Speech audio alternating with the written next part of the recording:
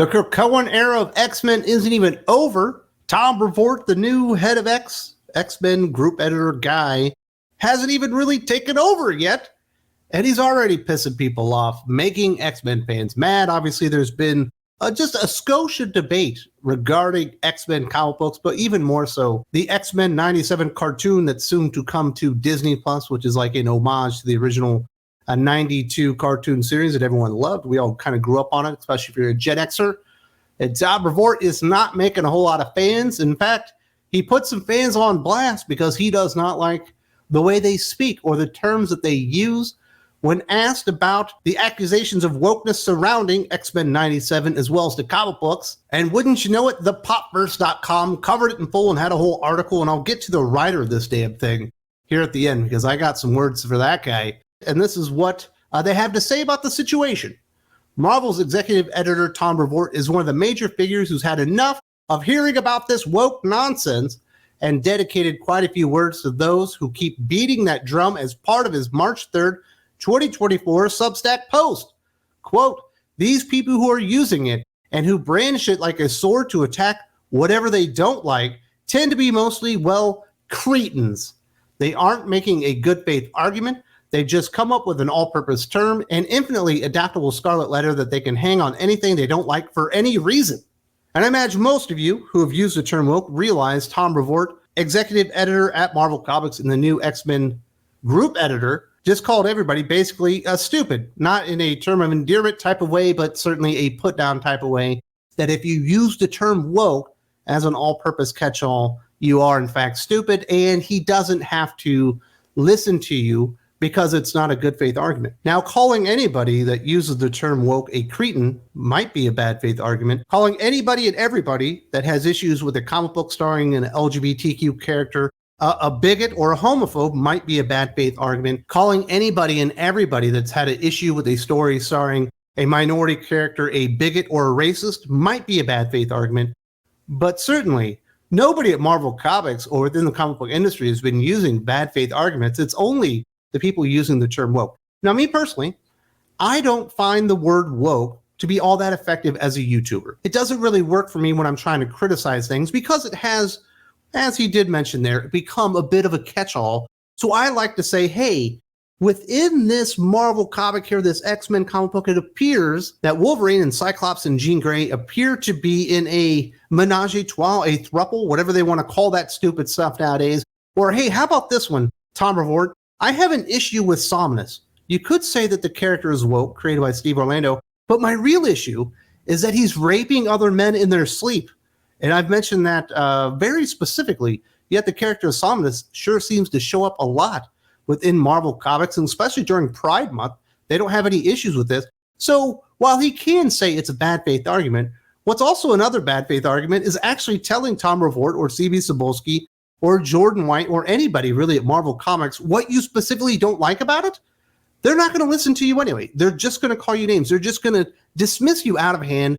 You know, in this case, obviously calling people cretins, but more often than not calling you a transphobe or a racist or a bigot or this and that and all these other stupid terms that are basically catch-alls for them. Or perhaps you could even be a Nazi. They love that term. You are a Nazi. And this is a dude that basically dismissed out of hand his own son and basically disowned him because apparently he was a Trump supporter or something like that. So it's not like Tom Brevoort is the king of not having bad faith arguments and basically dismissing people out of hand just because they like or support something that Tom Brevoort himself actually disagrees with. There are a lot of problems within Marvel Comics, and a lot of those problems can be zoned in right back to Tom Brevoort. It's not exactly like the Avengers have been lighting it up over the last, I don't know, decade or so, maybe since Jonathan Hickman left Avengers. It's kind of been all downhill. He basically killed all the sales on Black Panther, put Ta-Nehisi Coates on here, promoted him up to Captain America, killed sales on there. That series is still trying to recover from putting Ta-Nehisi Coates on Captain America. That was a terrible idea. Threw Jason Aaron on Avengers. Basically, that title died. The one thing that he's actually done in the last 6 years or so that's been successful is he did discover Donny Cates when he was writing, I guess, over at Bleeding Cool or whatever. And that didn't turn out well either. I guess that one kind of blew up in his face. And Donnie might have snorted all of his money or whatever. So it's not like Tom Brevoort's had a lot of success. Let's not forget, he's the guy that continued to hire Dan Slott, even though he's a complete imbecile, can't meet deadlines, and puts additional stress on the entire creative teams that he's working with, admitted by Tom Brevoort in a documentary on Disney+.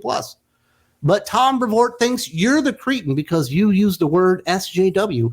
You are stupid because you used the term woke to describe some of the issues that are plaguing Marvel Comics these days. Who wants to go out there and actually make a list of the 1,000 different things that Tom Brevoort and Jordan White and the rest of the brain trust, the legion of doofuses at Marvel Comics, have fucked up over the last decade? So in some cases, while I don't think the term is completely useful at this point when you're making criticisms, I understand why people use it, because it's a lot easier than just spelling out every single thing they mess up basically on a weekly basis at this point. Now, Tom did talk about the X-Men and what is going to be driving his time as the X-Men creative guy. This is a book about oppressed outsiders, each a minority of one, for all that they share, the X gene, and a commonality of purpose, who are hated and feared because they are different, and who have to constantly struggle to find acceptance within society that does not understand them and wishes that they could just go away. Every X-Men comic book published since 1963 is about these themes to one degree or another. Without them, it wouldn't be X-Men. So while our primary objective is always going to be to entertain and to thrill, this is always going to be a prevalent stratum in every X-Men story. I guess saying that people that don't like woke content within X-Men really don't like X-Men because they don't understand it. Since 1963, since X-Men #1 from Stan and Jack, and then I guess it's now Uncanny X-Men #1, even though the title, the page still says X-Men #1, you have actually been reading woke content, you just didn't know it. And now you've decided that you don't like that content, basically disregarding that a lot of the people that are complaining, especially about X-Men, are people that have been reading X-Men for upwards of 40 years at this point, 30 or 40 years. The people that grew up on this stuff, that liked stories that were including elements that he's talking about right there, all of a sudden have turned on it? Is it just because all of a sudden they didn't realize what they were reading and supporting the whole time? Or perhaps, maybe it's Marvel Comics and Tom Brevoort and CB Cebulski and the writers in the X-Men office that have actually alienated the fans. But that's a bad faith argument, right? You guys are just cretins. You don't even know what you don't like. And you know what's funny? They talk about it's always been about an oppressed minority from the very first day.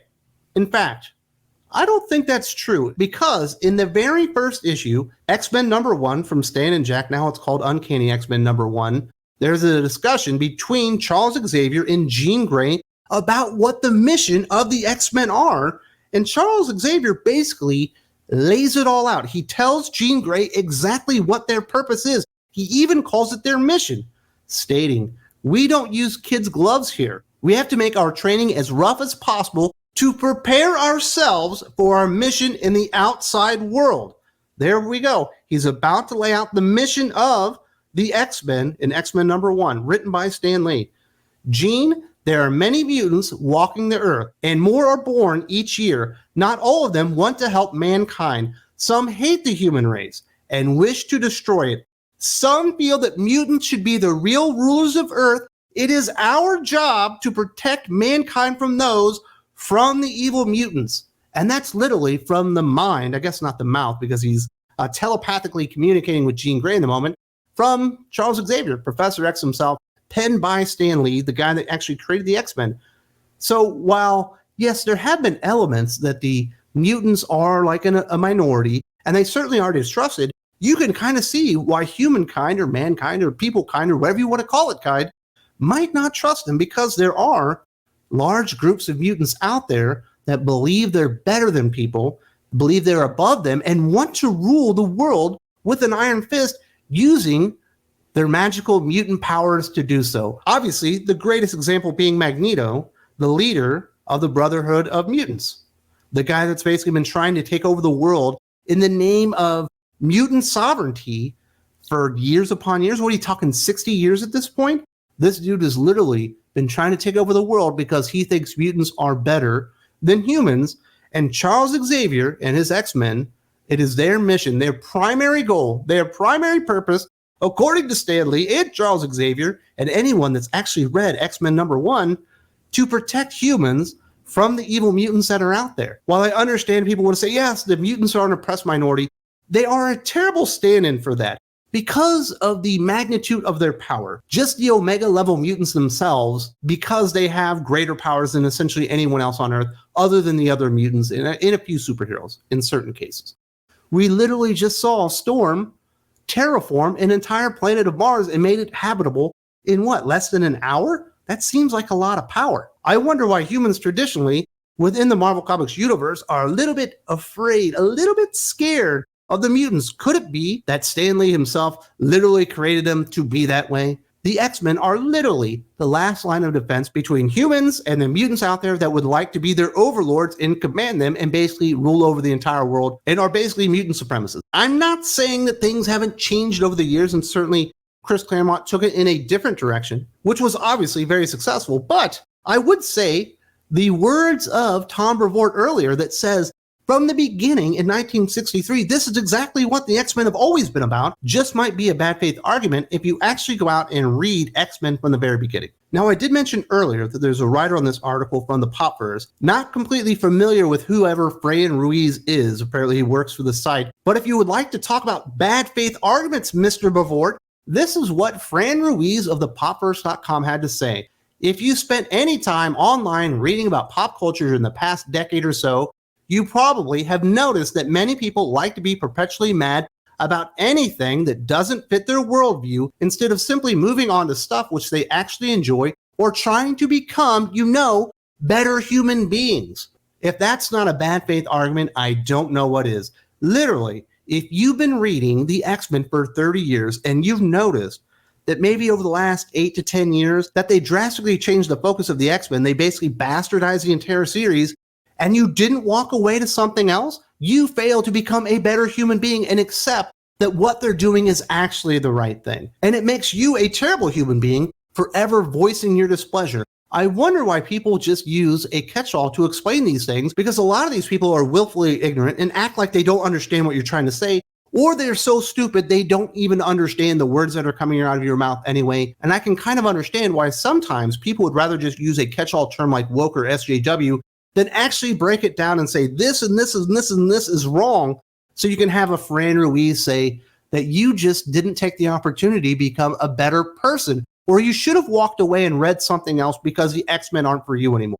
Or for Tom Brevoort to go out there and call you a bigot or a racist or whatever and disavow you on social media, or maybe have a Dan Slott tell you to fuck off, or all the other things that have been going on at Marvel Comics that let people know that you probably don't even need to give them feedback because they're not listening anyway.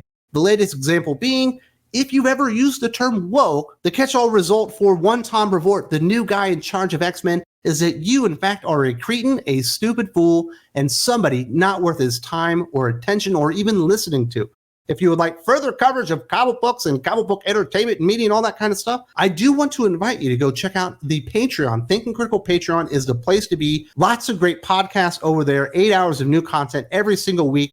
Go check it out. Doc, Aaron Sparrow, Jim from Weird Science, yours truly, Nick Weiser. We got everybody over there. There's a link in the video description.